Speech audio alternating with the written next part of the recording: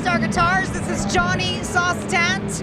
Last year, I came to know you because of the Metal Hall of Fame induction awards that you actually opened. Yeah. He's up there himself at the time, 14, and totally shredded with his loop machine and his own original material, and pretty much blew the heads off of the room. Thank you. So now he's 15 and back at NAMM, and he's an Ibanez player. Yep. And so just tell us a little bit about your Ibanez and why you chose Ibanez.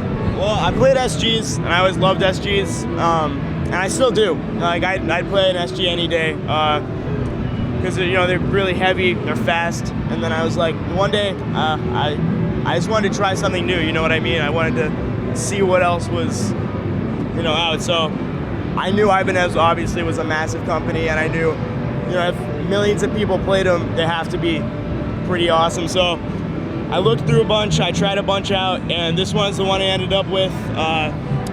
It's one of the new RG's Prestige models. And honestly, I couldn't love them more. It's got DiMarzio Fusion pickups in it, locking tuners. It's great. It's a dream, man. Nita Strauss is playing an Ibanez these days, but what other Ibanez players influenced you?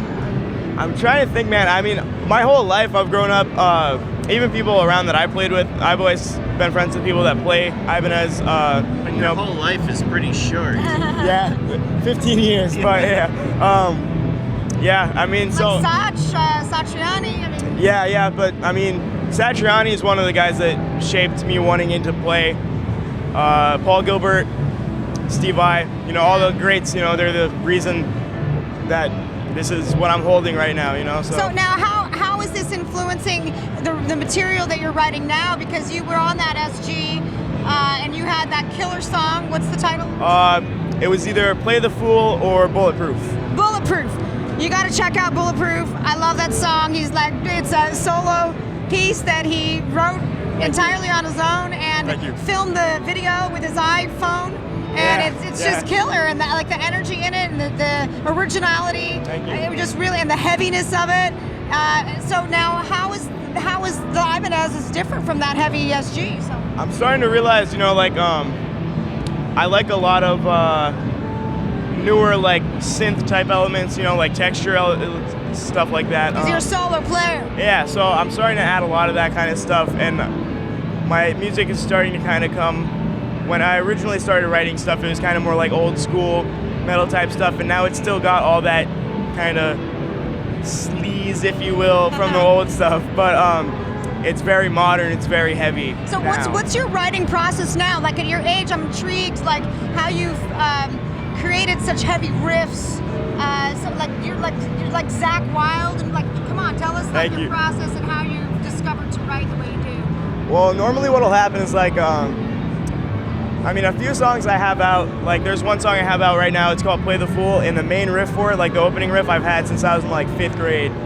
And I never knew what to do with it, but normally what'll happen is I'll get something that I think is kind of cool, right? And then I'll play it not really even knowing what's gonna come of it, just kind of pick it up and play it just because it's stuck in your head. And it'll develop, eventually I'll be oh, that sounds cool here. I'll record it in, kind of dry, because I record everything myself, I'll put some drums behind it, and then I'll be and then from there, it really just kind of, it's like a day and a night, and then the whole song is kind of there, and then it's just me adding stuff, trying stuff that I like, Did you take any classical training? No, I mean, everyone takes guitar lessons when they first start, but I would honestly say, with the rare exception of a few techniques, pretty much everything I use now is self-taught, Okay, your dad's around all the time, he's your coach, and he takes care of you. And did he play what was he playing? How did you hear a riff in your head when you were 5 years old? You probably played him the music. Yeah, I mean, no one in my family really plays. Never have really. So I was never pushed into it. Music is a thing. It's something I want to do, and that's something that I think being younger, a lot of people kind of mistake.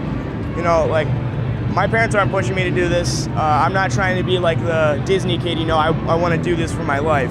And my parents respect that, I tried baseball, I tried football, I tried all this stuff, kids do, and none of it clicked. And one day I took guitar lessons, and I was like, yeah, this is what I want to do, you know? So now, That's how authentic he is. When everything else fails, play guitar. And he does it well. It always works. Is it a girl magnet? Come on.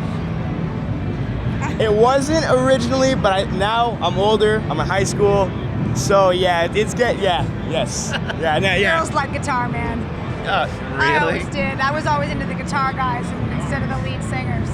Well, I wish you all the best, and I'm just so inspired by the youth culture nowadays that are Carrying into the torch. guitar. And you know, Paul wrote the foreword for my first book, and he loved having young people come in and play at the Iridium Room with him. He and his foundation, Les Paul Foundation, is all about music education for kids and medical research and for the hearing impaired and stuff like that. So did you ever get to meet Les? I didn't. Probably not. Yeah. Well, he would have really appreciated. I think he passed away before he was born. It was a while ago, yeah. If not, I was really young.